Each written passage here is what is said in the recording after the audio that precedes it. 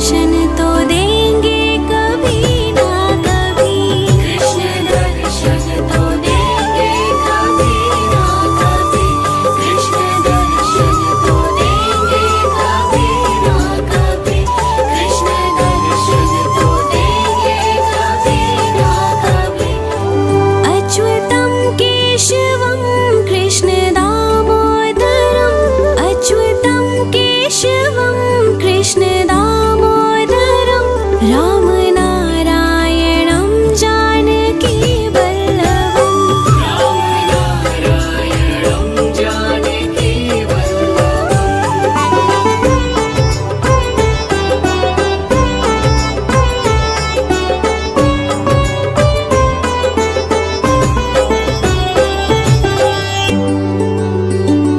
कौन कहता है भगवान आते नहीं। कौन कहता है भगवान आते नहीं। तुम मीरा के जैसे बुलाते नहीं। तुम मीरा के जैसे बुलाते नहीं।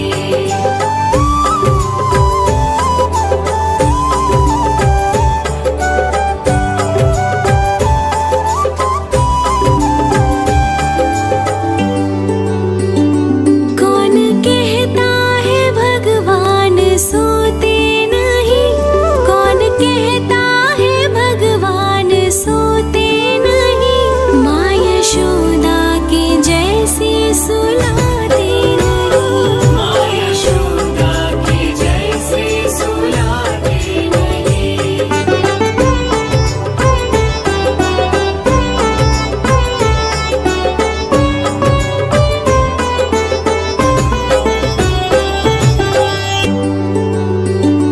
कौन कहता है भगवान नाचते नहीं।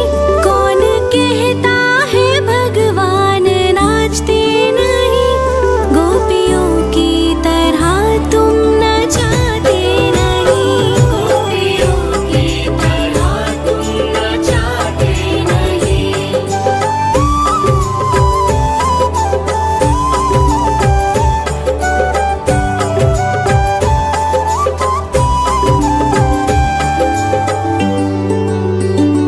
नाम जपते चलो काम करते चलो।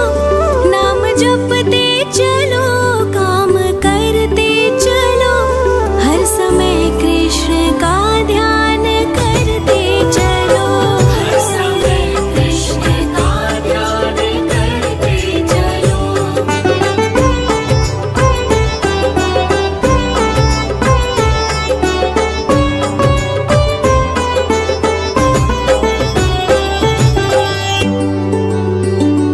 याद आएगी उनको कभी ना कभी। याद आएगी उनको कभी ना कभी। कृष्ण दर्शन तो देंगे कभी ना कभी। कृष्ण दर्शन तो देंगे कभी ना कभी।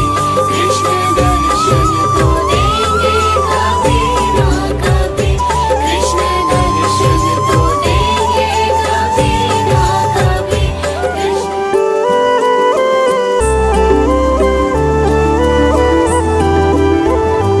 अच्युतं केशवं कृष्ण दामोदरम्। अच्युतं केशवं कृष्ण दामोदरं।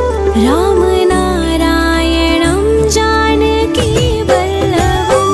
राम नारायणं जानकी